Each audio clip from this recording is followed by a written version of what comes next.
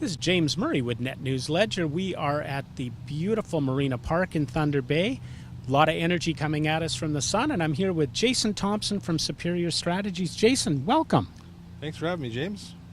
Now, for those of you who don't know, Jason was part of Superior Strategies, and Superior Strategies just ran the Regional Energy Conference. And for our audience, Jason, what's your background, the people that don't know you yet? Well, I'm a very proud member of the Red Rock First Nation. Owned my business for over 9 years. Been, looking to expand. Very active community member, and I believe in volunteering and giving back.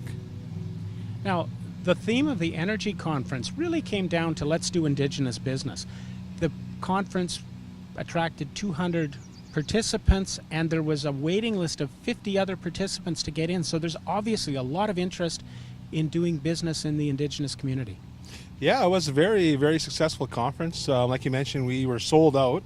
We had a large waiting list of not only sponsors, interested businesses, but community folks interested in learning a little bit about the projects that are coming down the pipes. So very energetic and enthusiastic environment, which was fantastic. And it was definitely, the message was great. It was great for not only Thunder Bay, but on a regional perspective. I believe Northwestern Ontario is on the cusp of something large here.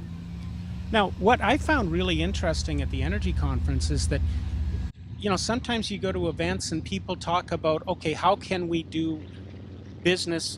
And what seemed to be a growing theme at the Energy Conference was, how do we partner up? Yes.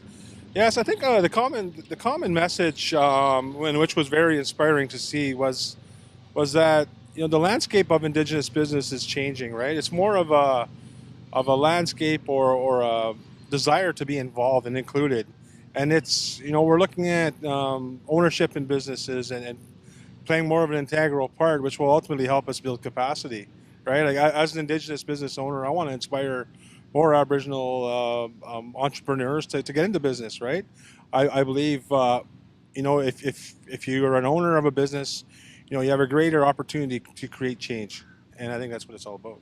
And that seemed to be the conference theme, and it was exciting to watch. Some of the groups that we spoke to, Wate Power with Margaret, who's a very forceful voice for a consortium of business and First Nations together. Yes, definitely. The message from the Wate group, as well as Supercom and the Greenstone Gold transmission group, was very similar. Right, it's like these are large projects, and we want to maximize the opportunities that are there. Right, and it's through inspiring our folks not only to find employment, but also to start businesses, get engaged with businesses, and maximize sustainable opportunities. And that was a real theme. Talking to Supercom, and they're doing training and getting people involved into the trades. And what are the opportunities for an Indigenous person or anyone, but an Indigenous person specifically, getting involved in the trades in Northern Ontario? I think the opportunities right now are endless. I wish I was 10 years younger. But you look at it right now, there's a shortage of skilled trades folks. And you can pick any trade. But I think right now the opportunities are there, right? It's from power line technician to carpenter to masons, right? It's all out there. Once these projects, and it's not a matter of if they're going to take place, it's when. And I know our contractors, are looking for good quality tradespeople, and like I said, I think the opportunities are endless. And that's something that is starting to happen. It used to be that a company would come into First Nation territory and talk about, okay, we'll hire so many people. Yes. And that seems to be changing now to, how do we do a joint venture? 100%. And I think, like I mentioned, it's all about ownership, right? We want to have more skin in the game. We're willing to make that investment. That was one of the really great and inspiring things relative to the conference, was you were seeing a lot of conversations where different communities and economic development corps and entrepreneurs were having discussions with different businesses saying, you know what, we want a piece of the action. We want to be have an ownership stake in this, and we're willing to invest, right? Which was fantastic. And that's sort of the story now. It's become a complete shift, and there's always going to be the political arguments and the political debates, Yeah. but let's talk Indigenous business is becoming a theme. 100%. I personally have made a campaign to be more um, engaged in the community, right? I sit on the Chamber of Commerce board, and I'm trying to inspire other folks to, become entrepreneurs, right? And one of the common challenges I run into as an Indigenous entrepreneur is, we didn't know you existed. We didn't know your business existed. We didn't know you're out there. Well, we're going through and we're launching this I Am Indigenous Business campaign to let potential customers know we're out here, right? We've created a great network and a lot of great customers, but we want to grow on that like every other business. But we also want to inspire others to say, you know what, I've done it. You can do it. You don't have to have $1 million in the bank, but it's going to take a lot of hard work, and I'm here to support. Right. That's I'm a big believer in giving back and helping out where I can, and that's just a part of my own personal values. That was something last week talking to Brian Davey from the Anishinaabe-Ashkee Development Fund. They were so excited. They've done a record number of $4 million in loans in the past year, and they've just won an award for their business toolkit. So the move is starting to happen. Yes, it's great to see. Brian and his group at NADF are doing a fantastic job, continuing to support our entrepreneurs. And like I said, whatever we can do to help, we're looking at different things, right? Maybe it's an Aboriginal Chamber of Commerce, whatever we can do to help inspire, grow our network, so we're sharing challenges and opportunities. And I'm a firm believer that in order to make change, you have to be engaged, and that's what we're doing. It's that classic, and I can remember years ago, a Soyuz Indian band chief, Clarence Louie, came to Thunder Bay, and he basically said, if you have economic power, they're going to start knocking at your doors. And with all respect to Chief Louie, he always knocks on the microphone and says, get that economic power. Yes, definitely. Chief Louie. He's definitely a favorite of mine. He's someone I admire. His message is strong, but ultimately that's exactly it, right? And say we're gonna influence change here, and having these opportunities and having industry being willing to have a conversation and discuss is fantastic. A lot of these conversations are new, right? And a little different for everybody. But I think at the end of the day, if you can reach some common ground and understand, identify expectations, you're going to have success, right? And that's all everybody ever wants is an opportunity, right, to create success.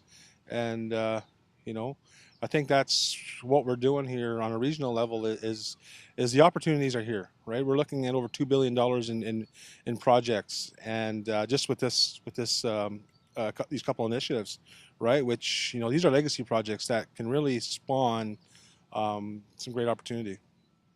And Jason, I think over the next few weeks, we'll get you back in. We'll find the discussion. We'll bring in the people, and we should start sharing these success stories, because I think that Northwestern Ontario needs to hear more of the success stories in business that are happening. 100%, I agree. We have a lot of successful people out there within our Indigenous communities and organizations, and if I can be a part of helping get that message out, bringing these great stories to light and inspiring more people, I'm all for that. This is James with Net News Ledger with Jason Thompson from Superior Strategies. Let's talk Indigenous business. It's James with Net News Ledger. We are with Brian Davies, who's the CEO for NADF. And you've had an exciting year this year. What do our readers and viewers need to know? Well, one of the things that we're very pleased to announce this year is that NADF has accomplished a very successful target this year. We achieved $4 million in loans, which is when you look at the history since we started in '87, this is the best we've ever done. And why that is is related to some of the products that we've tweaked. We're entering into different markets that we've never been involved before. We're becoming more competitive in what we offer. With respect to rates, we're engaging clients in different ways compared to major banks. For example, we'll be more lenient with respect to interest only, for example, or if it's seasonal, we withhold payments for maybe a couple of months. Then we'll go back, and once the business is having a good, in their season. So there's different things that we're doing that are tweaking that are causing us to do extremely well, a lot better, and this is the best we've ever done. Now, are there any specific business success stories you'd like to share? There's so many that we can touch on, but I just don't want to point out any that will get me into trouble. But you say one and you miss the other. Yeah, yes. There's always that problem because some of them are competitors. But anyway, overall, though, I think we did very well. For example, let's talk about the busing industry that we got involved recently. That's been very successful for us. The busing company that's particularly owned by the 2 or 3 First Nations in Northern Ontario, 2 remote First Nations, and they've come very far in a very short period of time, and we're very happy to be part of that business. So it's transportation, infrastructure, anything related. A lot of it is retail. So we're happy to be a part of their lives, and what's so enjoyable is seeing the impact that you have on these families, and what happens when they get the funds to do their businesses.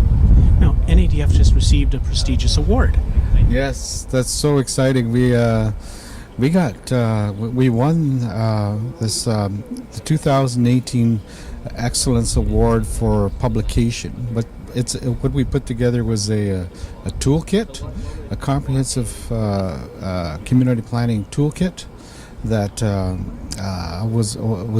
the award is provided by the Canadian Institute of Planners, which is a prestigious award for the country, and we're so happy about that and excited because so much work went into that.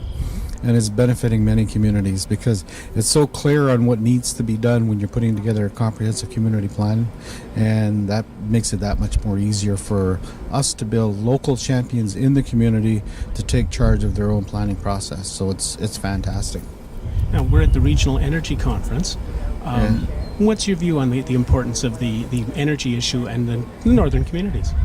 It's extremely important, no doubt about it. And what we're doing here as NADF is we're making sure that we have a clear understanding of the potential market this is going to bring for small and medium-sized businesses, how they're going to benefit from this, and we're positioning ourselves to make sure that we have the capital base to address their needs when they come for financing to take advantage of these opportunities.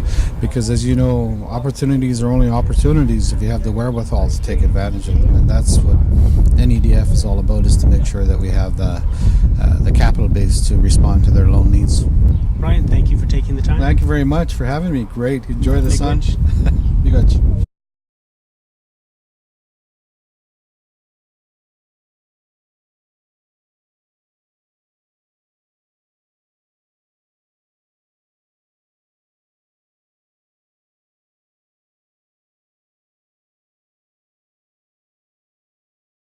It's James with Net News Ledger. We're at the Regional Energy Conference, and we're with Margaret with Watay Power. This is a huge conference. It's sold out.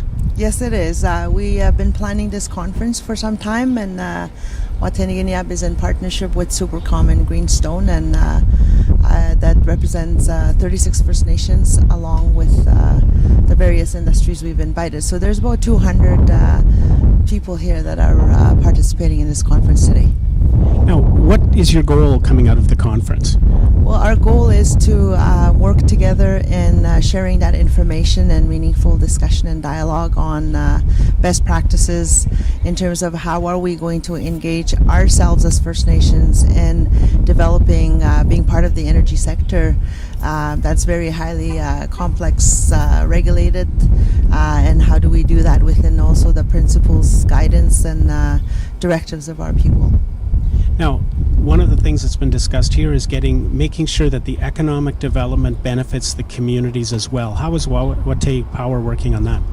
We have a lot of avenues that we're looking to work on that. One of the directives we've received by our leadership is part of that decision-making process, and part of that involvement includes participation and meaningful involvement. So what does that mean? It means, how are we going to ensure that the benefits derived from this project is such that that we are able to put that within the EPC contracting that's coming up, within the practices that we're delivering as the entities have been created. What is that training and employment, and what are those meaningful benefits by way of through contracting services? So we're developing. We've done a number of things. One we've done a community readiness project that will hopefully identify areas and expectations from our First Nations of what those needs are. At the same time, what do they have, and how are we going to build that capacity? The other thing that we've done is to look at an Aboriginal or the Indigenous participation guide, we call it, that will establish how we move forward on those two things. The other one is the principles, statements that our leadership have given us as Watay Niigiiniab in terms of what their expectations are from a treaty perspective, from economic perspective, and all those things that from a political leadership that they had made statements on that. So we are working on training plans. We are also have launched a training initiative that will be carried out, and that's part of the exercise to begin to build that capacity. So there's a number of other major areas that we are working on to get to where we're at. The other concept that we're talking about is land sharing, and land sharing is a First Nation protocol, and how do we then utilize that? And given, like I mentioned, there's a complex nature of Ontario Energy Board requirements, and how do we work that to complement the two? So it sounds like there's challenges but massive opportunity. There is massive opportunity. I think the premise of these discussions obviously will are coming from the directives of our communities, and we follow through on those, and how we work that within the various compliance and regulatory and legal requirements is something that we're working to do that. Is there anything else you'd like to share? I think this is a real positive day. There's lots of people participating. I'm really excited about this conference, and hopefully we get to look at what are some of the commonalities and how can we work together to move the yardsticks. Miigwech? Any reactions from people so far in there? Working very hard to make sure that doesn't happen, because I think about this project as opportunities for people and to make change within the communities, and hopefully for the better, not for worse, and how do we enable that by bringing that capacity in that's required in all aspects, not only just energy-wise, but even amongst our own people, giving that opportunity and building that up. It's James with Net News Ledger. We're at the Northwestern Conference at the Regional Energy Conference, and we're here with Jordan from the Greenstone Power. Jordan, how important is this conference, and what's the real issues that our readers and viewers need to know on the power issue? Well, this is a great opportunity to bring everyone together that are working on different transmission projects throughout the region. So myself, I represent Waskanese Zibi Inc., which is a corporation with 5 First Nations around Lake Nipigon, and we're working with our Lower Matawa partners to build transmission into Greenstone. And we're here today with our partners in other transmission projects, which are a lot further along than ours. One is the East-West Tie and the Supercom communities along the route that are working together for that project, and then the Watay Niigiiniab power line north of Dryden, where there's 22 First Nations working together. So we're all coming together today to work together in partnership to try to make regional development occur and try to learn best lessons and what works and what doesn't. Now, for a lot of the northern communities, they rely on diesel, which is becoming an increasingly short winter road season and increasingly expensive to fly in. running power in is going to make what kind of difference for those communities? Well, for the North of Dryden communities, you're absolutely right. The majority of the First Nations in the far north still remain on diesel. It's environmentally damaging. It's unreliable. It's a source of power that has seen its day. So it's really important to bring transmission to these communities, open up opportunities for other generation projects, ensuring that these communities can get onto the grid. We're more fortunate where we are in a sense. We have a transmission line. It's just an unreliable line in Greenstone. So it's a different issue. I certainly want to acknowledge the communities that are in the far north that have much more serious concerns with their power system, and it's critical that they get this line in place to get them off diesel for sure. Now, for the communities that are needing, in your area, needing a better or more reliable line, one of the issues I'm hearing already is the need to be having the economic development benefit the communities. Absolutely. This is not a matter of coming and building transmission and then walking away and the communities aren't left with any type of tangible asset. The communities are interested in owning, maintaining, benefiting from new transmission. Myself, I work for Bingwini-Ashi Anishinaabeg, Sandpoint First Nation, and our community is developing from scratch. So how are we supposed to develop with an unreliable line? And our neighboring community to the north, Anamiguzagi and Anishinaabeg, same issues. They're developing from scratch. So yes, I mean, transmission is important for large development projects like mines and mills and other reasons, and critical, and those are great industries that employ members of First Nations and everything else, but it's also for communities themselves to benefit from these projects, and that's what this conference is all about. Thank you. Thank you very much. Thank you. We're at the Regional Energy Conference, and we're with the chief for the Red Rock Indian Band. You're also heavily involved in this power issue. Yeah, I've been president of the board for Supercom now for a bit, and we are the economic development corp that's driving the benefits from the construction of the East-West tie. So when we looked at that, we partnered with many pile of different companies to go after contracting in this project, and around that we built an employment and training strategy to make sure that the entire region had the opportunity to not only participate but to participate in a meaningful way.